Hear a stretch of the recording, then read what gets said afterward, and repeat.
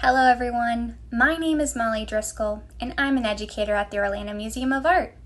Today I'm participating in #MuseumFromHome to talk about a work of art created in 1856 by Johann Herman Carmiencke.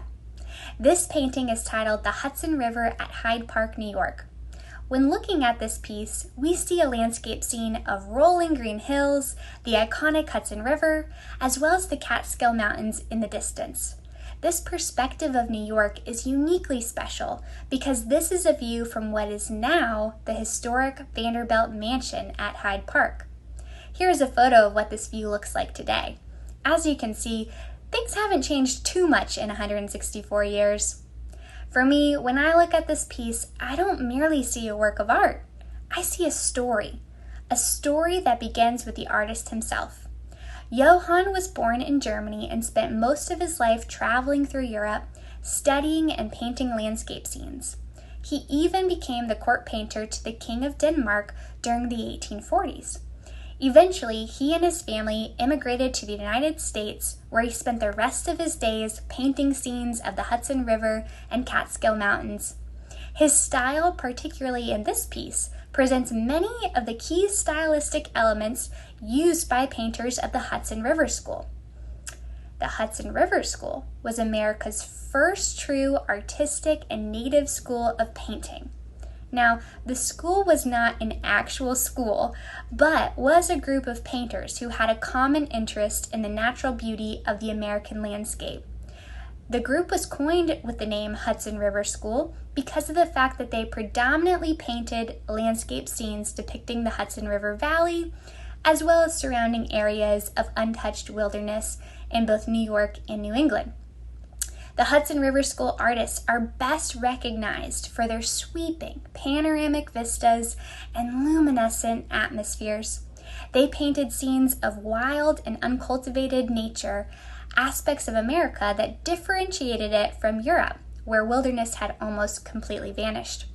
The Hudson River School's emphasis on open and untouched landscape paved the way for a new sense of national pride and identity, one that the American people could call their own. Looking back at our piece, The Hudson River at Hyde Park, New York, proves to be a wonderful example of the Hudson River School style of painting, not only because of its subject, but also because it perfectly shows the harmonious union between man and nature by the use of subtle cues. For example, in the foreground of the painting, a woman and child carry water from a spring back to their cabin. We take notice of this detail because of the red-orange clothing that the child is wearing.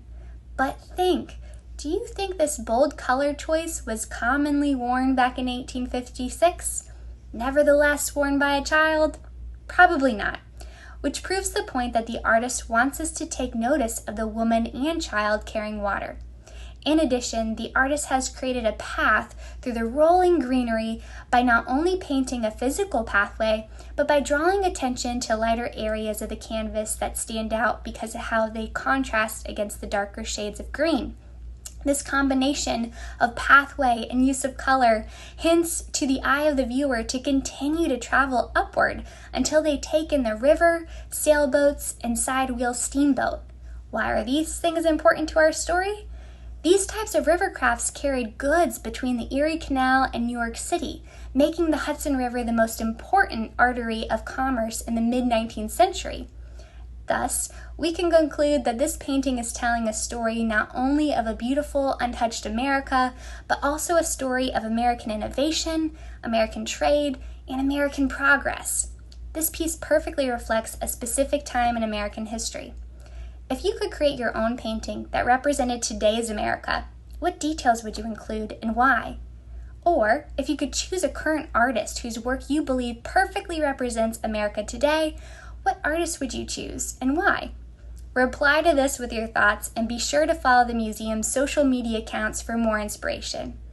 In addition, if you'd like to make a contribution to the Orlando Museum of Art, you can text OMA to 71777 to donate to the museum through the United Arts of Central Florida Collaborative Campaign. Thank you very much.